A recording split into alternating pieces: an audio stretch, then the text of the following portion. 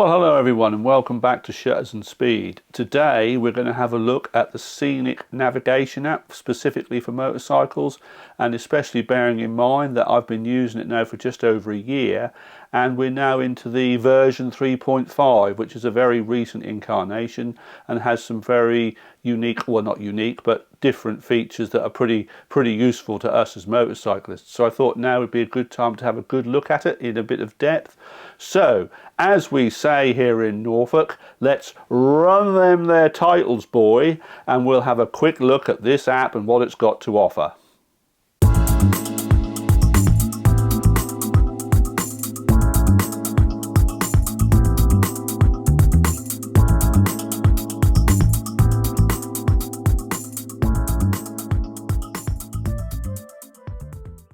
Yeah, hello, so welcome back to Shutters and Speed. As we said earlier, we're taking a look at the Scenic 3.5 motorcycle navigation app, and I thought the best thing to do would be to open up the app on my mobile phone and show you that on the screen and go through a few of the features that it has with you on the screen rather than trying to show it on my main screen, which I have here, which is probably a bit clumsy and you won't actually get to see how it all works. So we're going to go through initially the settings in some detail, and then we're going to go out on the bike for a ride to show you how it works in real time. So let's get into it.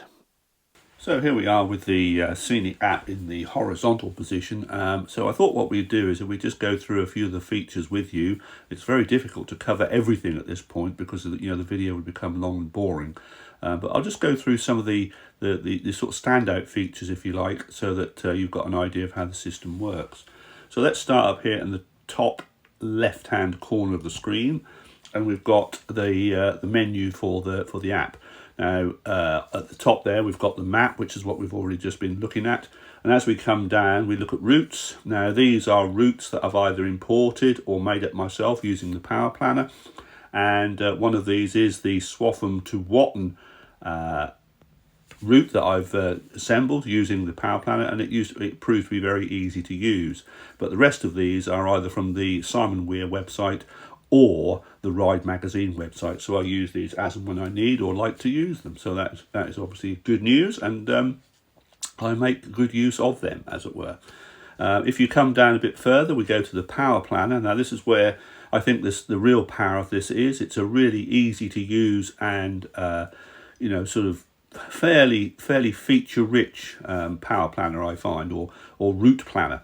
And you can pretty much start wherever you're based and create anything from wherever you want to go, really. And if you've got a bit of prior knowledge, that obviously helps. But you can also, if you wish, create a round trip using the round section here. So if I put a start point in, which is where I am currently at the moment, and then if I hit the round trip thing, you can see that I've got it set to a 26-mile round trip from where I am at the moment. I'm heading due south initially, and I'm avoiding unpaved roads. I don't want to come on the same road ever, and I don't want to go down narrow roads either, and I'm looking for a fast, curvy sort of ride, which I think is pretty good. So, bearing in mind you've got lots of other settings as well. I mean, you can set this to curvy or extra curvy or fast. No, it just does fast curvy. I've got it on fast curvy, so we just hit the generate round trip, and there we are. We're heading off on a trip of a round trip of 25 miles from where I am, and that's there, and we're ready to go. And we can save that and then use that to navigate with, as it were. So that's obviously very useful. So that's good. We then just go back into that menu again, and we've got locations, which is locations that I've saved, home mainly, so that whenever I'm out and about I can use this to get straight home. It's a good thing to point out at this point, I reckon, is that you can download the maps onto the phone in a similar way to you download maps onto a conventional sat-nav. So if you're offline or you haven't got no mobile connection, you've still got access to the maps that are on the system, as it were. So that's obviously great news as well. And as you can see, I've just got my home locations set on this. And if we go back to the routes, yeah, so you've got the route here that I took on the 11th of February 2023. I covered 40 miles. It It took me 58 minutes. I didn't take any breaks. The total travelling time was 58 minutes. I averaged 41 miles an hour, and I achieved a maximum speed of 63 miles an hour, and I started 100 yards away where my car is parked. So, that's great news, and I think that all works very well. So it's quite useful to have that and save those, because sometimes you might go on a road or a ride that you've recorded and you think, God, that was a good ride round, and so you can share it with friends, which is great, because you can export it as a GPX file, which is compatible with all sat navs, which is fantastic. Yeah, so as we move down the menu, you can see that we have a settings section where you can play around with various parts of the system, as it were. Miles per hour, hide the maximum speed, record speed data, that kind of thing. Map settings, colours and style, navigation and tracking, navigation and menu, sound and haptics. You can control all these issues with this menu, and you should be able to sort of fine tune it to your own needs. I'm not going to go into that right now. It's because it would take too long, but basically that's sort of how you set the thing up, really ready to go. So if we go back up to map, and then what we'll do is we'll just start by trying to navigate somewhere. So you just simply hit the where to button, and once you're here, you've then got options to go either to points of interest or points that might be useful to you, like in fuel, parking. If I hit the fuel, for example, it lists all the fuel stations nearby, and then it will navigate you there if you wish. If you go back, you can get to parking and all sorts of other points of interest. You can also set it to go so you can go home if you want to, so that if you're away and you just want to go home, you can do that. You just hit the home button and it will navigate you there. Or you can type in something. You can either type in an address, a postcode, or a business, for example. And in this particular case, we're going to be making our way to Anglian Motorcycles at some point in the and when we get out on the road. So let's just type that in. There we go, and it set the route for us, so that it's the fast route, and we can actually make that a bit more complex should we wish, but we'll stick to fast for now. And then you just start the navigation system, and away we go. We're into now turn right and then turn right onto Priory Road. So if you look at the top left of the screen, you've got the next junction or roundabout or hazard that we're going to encounter and what we should do when we get there. And then you've also got in the bottom left screen a description of the time you will arrive, the number of miles it takes to get there, and also the time it takes to get there. So obviously that's all relevant information that you need. In the bottom right here, we have the speed limit prevailing at the time wherever you are. You have a compass in the top right, which gives you the direction in which you'll be travelling. And also, which we'll see when we get out on the road, we have a speed camera awareness feature, which works very well now. And obviously, like I say, we'll see how that works when we get out on the ride in a moment. So when we go back to the bottom left screen here, you've got some options that you can use. You can stop the ride or do various other things like that are described on the screen here. And then, when you're finished or you don't want to go any further, you can just hit the stop ride, and everything is back to where it was before. And the other thing, of course, is if you don't want to navigate anywhere particularly, you just hit the start ride button, and that actually just simply records where you go. But it does give you some features. It gives you the amount of time that you've been travelling, this prevailing speed limit, and it also still operates with the speed camera awareness feature, which is obviously quite important. So it works using that system as well. So if you're just out for a ride and you just want to track where you're going, you still get those features, which is very, very useful, I feel. So, we'll just stop that ride and get back to the map setting again. So that gives you a brief idea, I hope, of how the system works and how I've found it to be extremely useful. So with that, we'll just get out on the road and see how it operates for real. Yeah, so here we are back out on the bike. We've got the sat-nav set up to do a route that is going to take us to Anglian Motorcycles in Kings Lynn. We're going to have a quick look to see how things work on the road, as it were, and a screen will appear, hopefully on your screen, showing you what the sat-nav is showing me on my phone. You can probably see it reasonably well.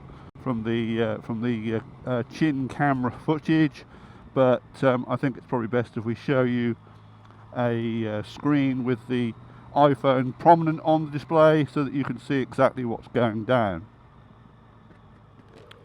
So we're making our way out of Downham Market, and the one thing I wanted to point out more than anything really was the way that it detects speed cameras, and we'll be looking at that very shortly. So we'll just make our way along this very simple, innocuous route just so that you can see how the system works for real. After 900 yards, turn left. As you can see, it shows the prevailing speed limit on the bottom right hand corner of the screen, and you can have it set to give you a visual and audible reminder should you go over that speed limit. I have actually got the... After 300 yards, turn left onto Lynn Road. I have actually got the speed limit audible warning on. Not the audible, sorry, the visual. Now turn left. But I've actually got the audio warnings turned off because they can be quite tiresome at times. I know we obviously shouldn't be breaking the speed limits, of course, but sometimes it gets a bit much, especially in the National, so I've got that feature turned off. Anyway, we'll see how we get on. After 2 miles, take the second exit at the roundabout.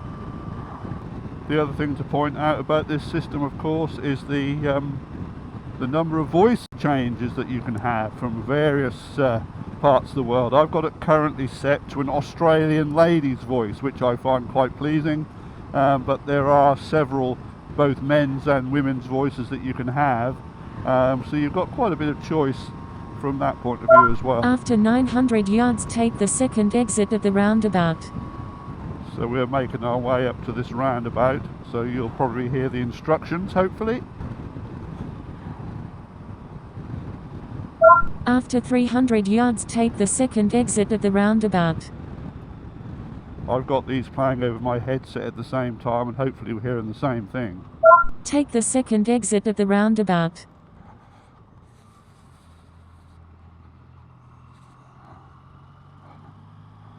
Now I know along this particular section of road there is a new speed camera, and I was quite pleased to see that this actually picked this up, and it was on my side of the road, but it also picks up speed cameras on the opposite side of the road as well, which I found some systems don't.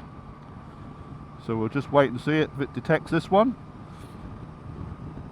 There we go. Safety camera ahead. The only slight downside to this is, as you can see on the screen, it's saying, oh, it is actually counting down now. Oh, excellent. Oh, that's another possible upgrade recently.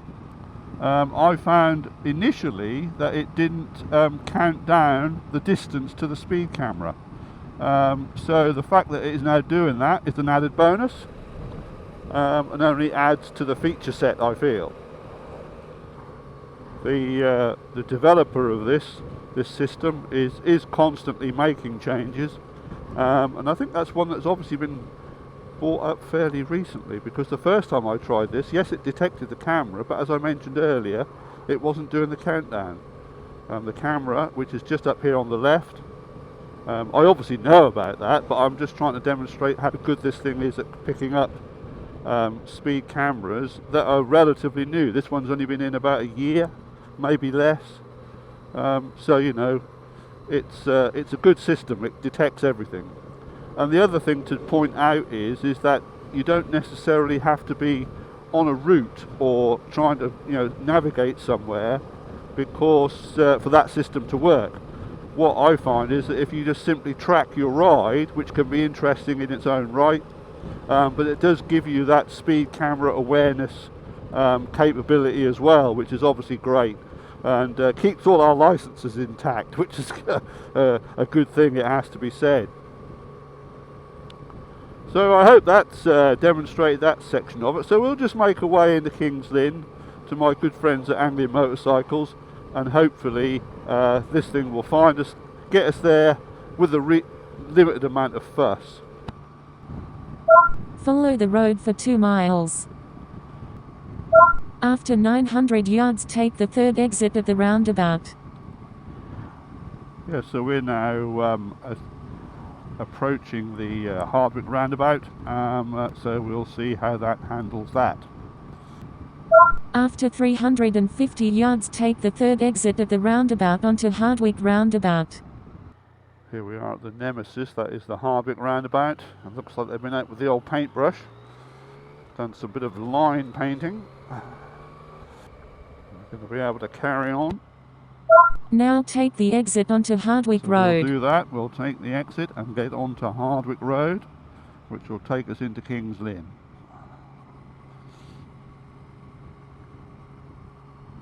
After 3/4 of a mile, take the third exit at the roundabout.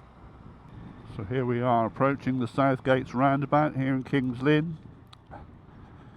Now we're going to be passing through Take the third exit at the roundabout. We're going to be passing through a significant historic monument here in King's Lynn, and if you're interested and you would like to see a tour I did recently of the historic parts of King's Lynn, and a link will appear up here somewhere for you to hopefully have a look at. So if you're interested, take a look at that video. I'm sure you'll find it quite interesting.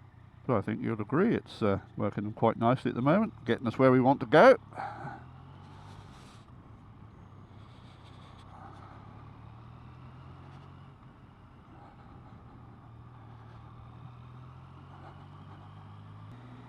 After 800 yards, turn left onto St James Street and then turn left. Yeah, so we've only got a couple more turns now and we'll be at Journey's End. But like I said earlier, I hope this has proved informative. And after 300 yards, turn left onto St James Street and then turn left. You found this, you know, off the cuff, on the move sort of look-see at the Scenic 3.5 navigation app useful. Yep, so we're going to check the mirrors. We're turning left now. Now turn left and then turn left onto Tower Place.